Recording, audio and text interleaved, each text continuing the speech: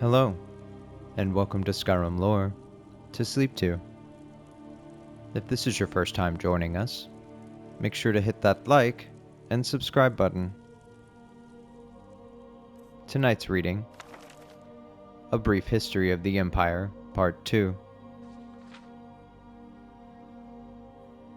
Volume 1 of this series described in brief the lives of the first 8 emperors of the Septim dynasty, beginning with the glorious Tiber Septim and ending with his great-great-great-great-grandniece, Kintira II. Kintira's murder in Glen Point while in captivity is considered by some to be the end of the pure strain of Septim blood in the imperial family. Certainly it marks the end of something significant. Uriel III not only proclaimed himself Emperor of Tamriel, but also Uriel Septim III, taking the eminent surname as a title. In truth, his surname was Montiarco, from his father's line.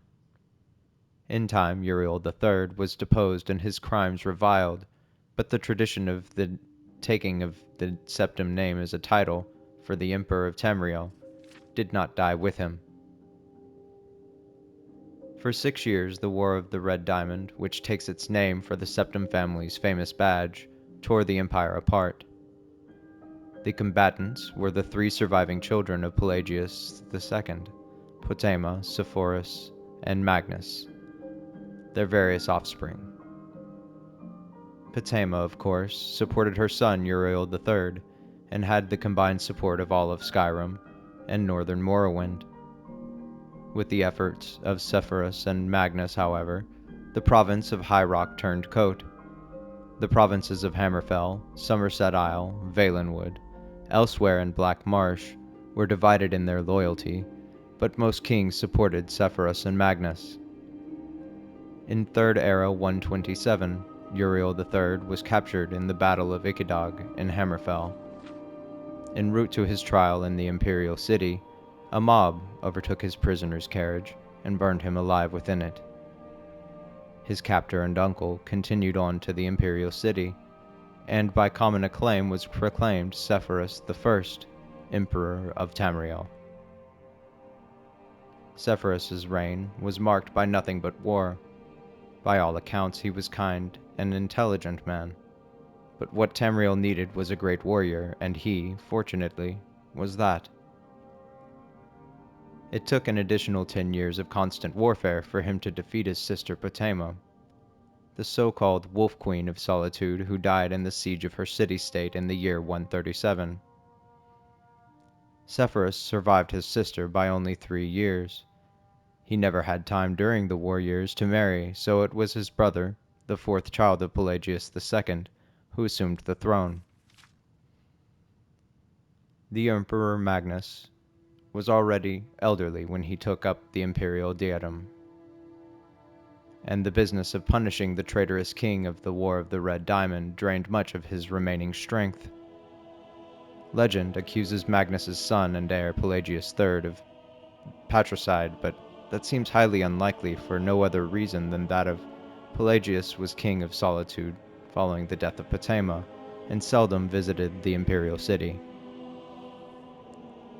Pelagius III, sometimes called Pelagius the Mad, was proclaimed emperor in the 145th year of the 3rd Era. Almost from the start, his eccentricities of behavior were noted at court.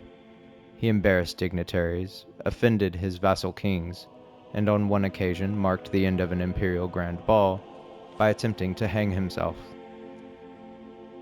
His long-suffering wife was finally awarded the regency of Tamriel, and Pelagius III was sent to a series of healing institutions and asylums until his death in 3rd Era 153 at the age of 34.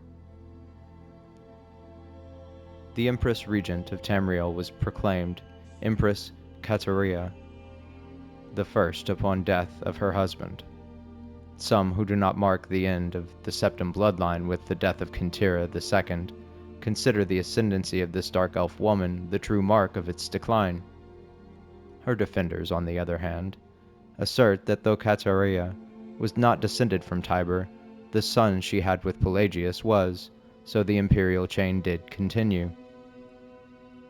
Despite racist assertions to the contrary, Kateria's 46-year reign was one of the most celebrated in Tamriel's history.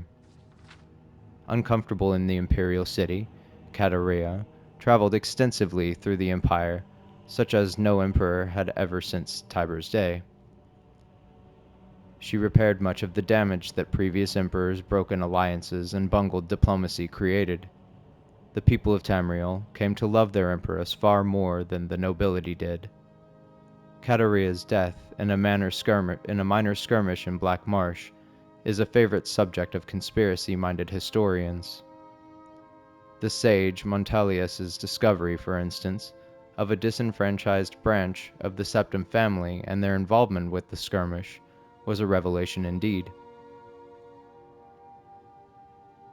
When Cassander assumed the throne upon the death of his mother, he was already middle-aged. Only half-elven, he aged like a Breton. In fact, he had left the rule of Wayrest to his half-brother, Uriel, due to poor health. Nevertheless, as the only true blood relation of Pelagius and thus Tiber, he was pressed into accepting the throne. To no one's surprise, the Emperor Cassander's reign did not last long. In 2 years he joined his predecessors in eternal slumber. Uriel Lariat, Cassander's half-brother and the child of Kateria I, and her imperial consort, Galaver Lariat, after the death of Pelagius III, left the kingdom of Wayrest to reign as Uriel IV. Legally, Uriel IV was a septim. Cassander had adopted him into the royal family when he had become king of Wayrest. Nevertheless, to the council and the people of Tamriel, he was a bastard child of Kateria. Uriel did not possess the dynamism of his mother, and his long 43-year reign was a hotbed of sedition. Uriel IV's story is told in the 3rd volume of this series.